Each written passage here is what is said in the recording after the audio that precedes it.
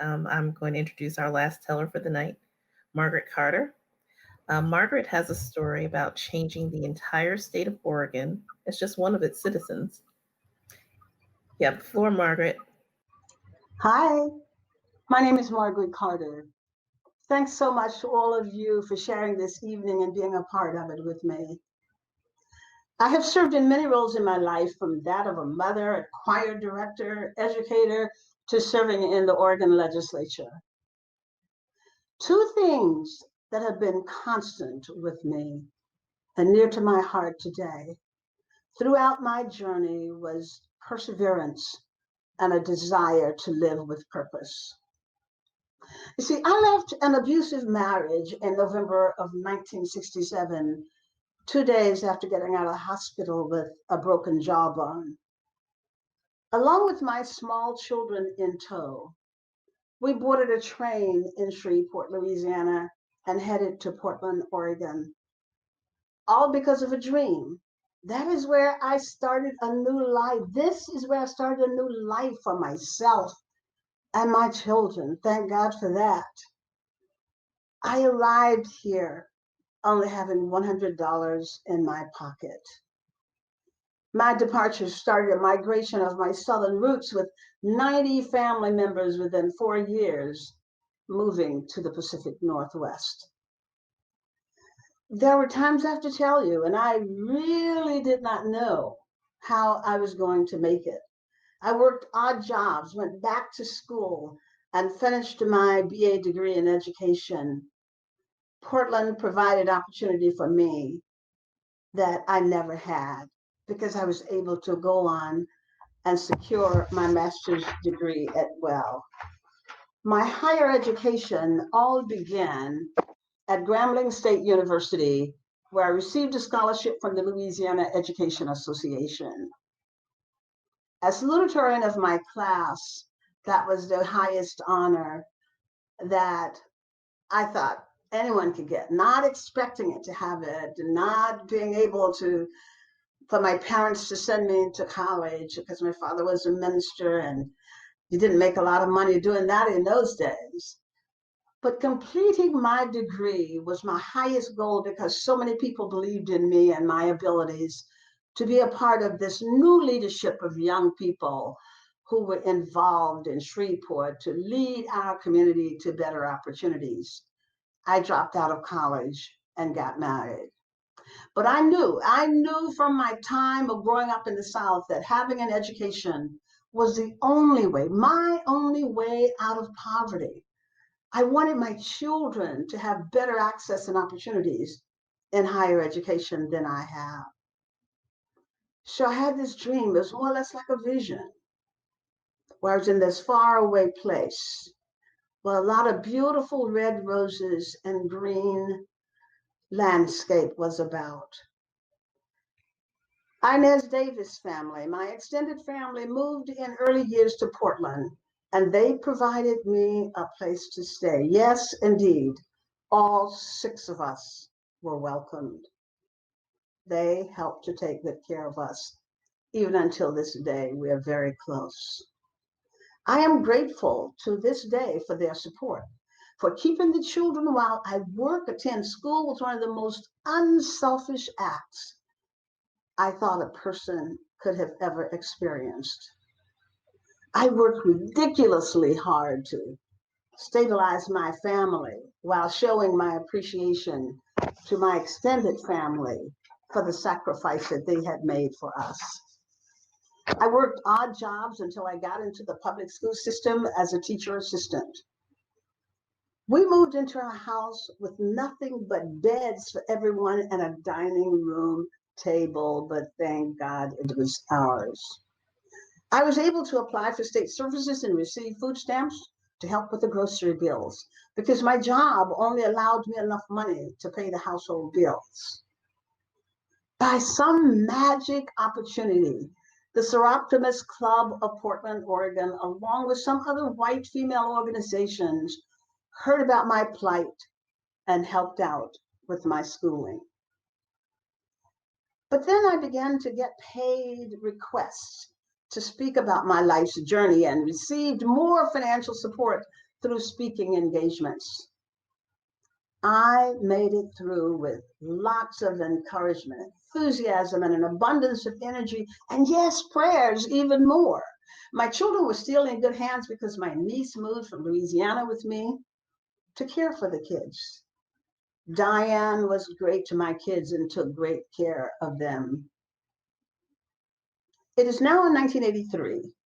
I'm working on the counseling faculty at Portland Community College. I was asked by a group of lobbyists to consider running for the Oregon legislature.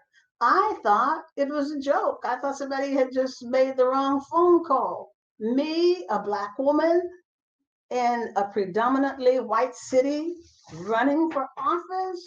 That was hard for me to believe.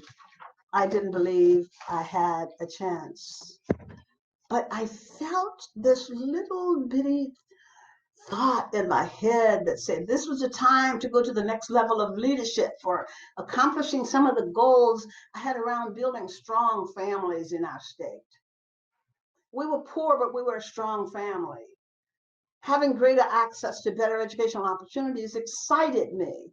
Being at the table to discuss budgets for jobs and apprenticeship program for the broader community in Oregon spoke words of wisdom to my heart. To run and to run fast. Don't get weary in well-doing.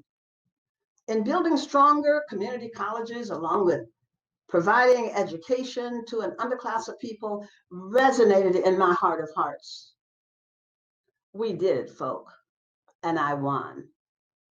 I was elected in 1984 as the first African-American woman to the Oregon Legislative Assembly. It was not easy, though. I had death threats against me, and a man at a campaign rally for the community got violent with me, pushing me on concrete and telling me to get out of the race, and my opponent would make me his secretary. The Democratic Socialists did not think I could represent their interests, so they campaigned against me. My sorority did not support me because another sister's husband was running for the same position, so they became neutral. I felt so alone. I felt out there by myself. This is the first African-American woman and the only woman that had ever won this district. But I have to tell you, I did not fear because I had a great group of people supporting me and running my campaign. Black and white folks came from across the city together and rallied for me. They saw my ability to persevere no matter the circumstances. They saw I was not afraid. I would knock on any door. Well, as a matter of fact, one night at 12 midnight, I was knocking on this person's door and they came to the door in their pajamas. I had to apologize for still working so late. In my campaign, I campaigned for education, healthcare, and job opportunities. Those issues were very, very important to me. This district needed opportunity because jobs had left the community. It was important to me to help build stronger families for the betterment of our society and our people in our community. Having more people in higher education and vocational skills training for building greater economic wealth in our community and providing health care for children in particular. That message resonated with the voters. After 14 years in the House and 12 years in the Senate, I was incredibly honored to be voted by my caucus to become the president pro tempore of the Senate and later to become the co-chair of the Senate Budget Committee. These positions allowed me to be a part of the greater conversation about the disbursement of state dollars around all the issues that I cared about. This in itself was an accomplished feat. A place where my voice could be heard on behalf of my constituents. My goal was to make life easier for people through my words, my deeds, my actions, my promises. Never mind, by now, there are 9 little kids at home waiting for me to go cook dinner. But this is a part of my purpose in life. And fulfilling my purpose makes me feel like, yes, my mission was hard, but it was accomplished. And with those 9 little children, They were never neglected at all. I went home every day and cooked a 4-course meal for them. In 1999, I was selected by the board of directors of the Urban League of Portland as its CEO, its president and CEO. And I served in that position while serving my constituents. Helping to keep the Urban League alive financially was my main goal as we entered into the 21st century. There was no way I could say no to my friends and supporters who asked me to serve so that Oregon's African-American premier organization would not die right before our eyes. Many white supporters wrote and called asking me to accept the position. 2 foundations promised if I took the position, they would send $25,000 within 2 weeks of my acceptance and would send staff for corporate community to help get the league back on track. Needless to say, the Urban League is still alive and well today and under great leadership. In 2009, I left the Oregon Senate, accepting an appointment from my very special Governor Kulongoski to be Deputy Director of the Department of Human Services alongside my wonderful friend, Dr. Bruce Goldberg. I served at the agency until my retirement from state government in 2014. Today, I am working as an advisor, yes, nearly 85 years of age, with 2 companies on their diversity and inclusion policies. This is a wonderful moment in our history where companies, along with government, have the great opportunity to capture the moment in time, to take active action for change, to make it right for the sake of human dignity and the history of this great country. Women like me, who are still full of vigor and vitality and are still seeking to contribute to society, are doing this. And I am honored to be among you. Do not allow, however, your age to be the determining factor as to what you do. Don't retire because somebody else thinks that you should retire. I wouldn't retire because I don't want the death to come along and hit me on the shoulder and say, come with me, because I'm going to be running hard to do. I still have work to do. No one tells Margaret Carter what I can or cannot do, not even my children, who gets worried. I am driven by my love for country and a purpose for living which supersedes anything else that tries to curtail my involvement in our great society. While many of my friends are now retired and having fun traveling across the country and taking cruises, I see myself making a difference with urgency as my fun. I do not want to leave this life without hearing that Margaret Carter made a difference. Thank you.